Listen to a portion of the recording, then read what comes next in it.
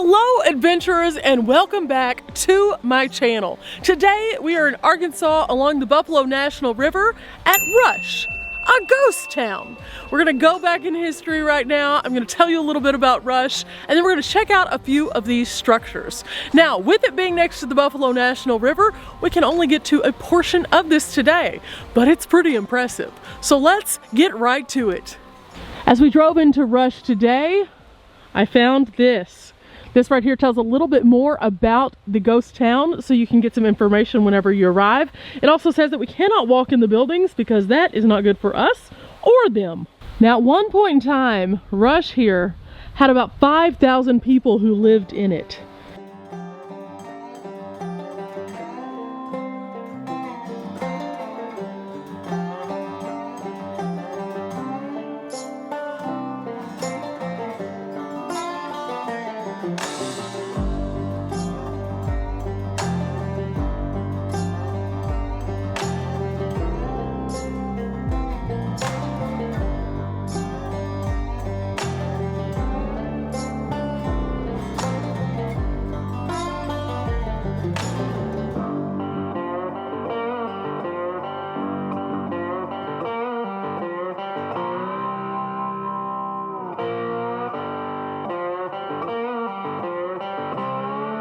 Now Rush was actually a boom town because of the zinc mines. You could find zinc mines all throughout these mountains behind me and then all throughout this area this way.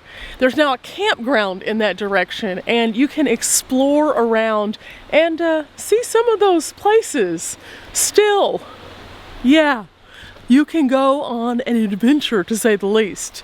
But this actually started to kind of die off as the zinc mines started to close down. And then people still remained in Rush until about the 1960s. It was at this time that everything started to fall into disrepair and the structure started to disintegrate before our eyes.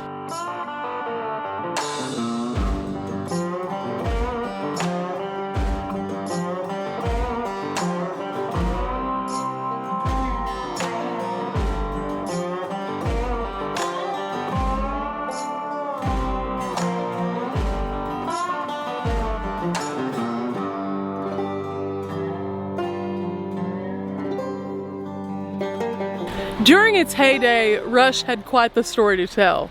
It had a post office, a general store, all the things that you needed to have a traditional life in a regular community. And the people who were here had wonderful things to say about Rush, even into the 60s whenever it started to dwindle. The sound of the water of the Buffalo National River just is amazing. But unfortunately, that also has been a hindrance to the Rush community. Frequent flooding happened in this area and continues to happen in this area and destroys the structures more and more each year. It's kind of sad to see that this once thriving community, like so many of them, has kind of just suffered and struggled and gone down. But you can come out here now and enjoy the beauty of nature and think of the days that are long since past with Rush. I believe this building right here probably was the general store. It has the top that kind of looks like a traditional general store did, and the awning has completely fallen down now.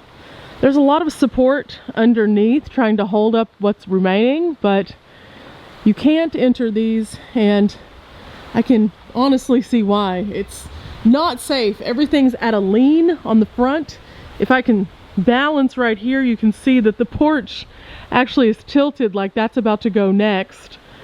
And they have a small fence along this entire row right here to kind of, you know, keep people at a distance. Beside this one, you can see right over here where the water comes down off of the mountain and how it has taken pieces of this house out. It's kind of windy today and this tin keeps creaking as though it's about to just kind of fly off. I hope I'm at a safe distance. Now if you take a look at this one, you'll notice that at the top up here in this corner, some of the tin is starting to pull away. All of the glass is gone and the doors are completely removed. They also don't have any stairs up to any of these to discourage people from coming into them.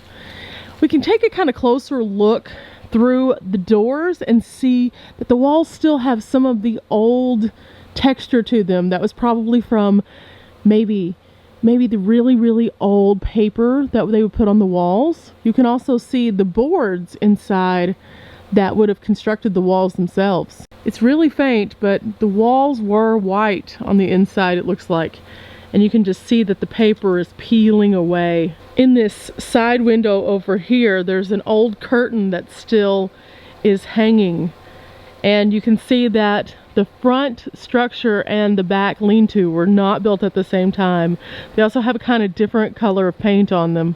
Wow, I bet that if these buildings could talk, they would tell us some interesting stories about Rush. And I think that's the reason why I come out to places like this. It's sure there's not much to it. There's not a lot of signs to explain what's going on with each building or anything, but you can kind of visualize and get an idea.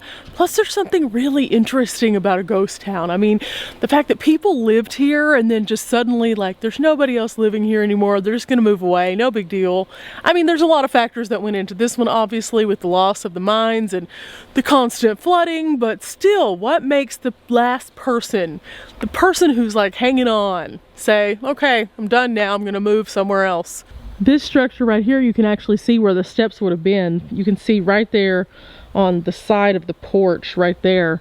They still have a portion of those that was fixed to the bottom structure. It looks like inside there was like one divider in the entire house, maybe? It's kind of hard to tell with some of these. You can see that the boards on the bottom that are used to hold it up are just balanced on rocks. It's a wonder that they're still there at all. And this one, this is actually the first one that you see whenever you come down the road. This looks like one of the larger ones, actually. So you have your main entrance right here and a couple windows, and then the additional structure that was put on the side, which looks like it's actually dragging kind of in the back. So that's probably not sturdy at all. Now inside here, it's kind of different because the panels that we see that are running up and down, you can see that there's actually cracks between them when the light comes through as you look through the door. So from my visit to other historic structures, I found that this was actually pretty common. And what they would do is they would then place like a layer of paper or something like that over it to kind of insulate it a little bit more to make those gaps not have as many problems. Over time, the wood continues to shrink though, and that's what makes those gaps bigger and bigger and bigger. So when they put this together, they were probably tiny little gaps, and then they probably had like paper or like wallpaper, something like that. And now that it's old, we can see little remnants of that kind of in some of the corners of the windows over here. It's really dark on the video, but there is some of that up there. So that would have been how that worked. It's crazy to come to places like this and to think of how many people lived here and how few things now exist. On top of this one, we can actually see the original fireplace even. I haven't seen that on the others. Wow. Okay, that's really cool to see now. So I think coming to ghost towns is one of those things that you need to do. It shows that life is kind of temporary. Whenever you come to places like this, you think of the people who were here and you think, oh my gosh, at one point in time, this is where everything happened and now nothing happens at all. And I think that's kind of how life is. Right now, in this moment, we think that what we're doing is the most important thing on earth. But in 50, 60, 70 years, will it be the same story? Who knows? If you've enjoyed today's video, make sure that you hit that like button, subscribe, and check out my other content. If you're interested in more videos, I upload every Tuesday, Thursday, and Sunday on my channel. All sorts of cool places around the US, including ghost towns like these. Till next time, guys, bye!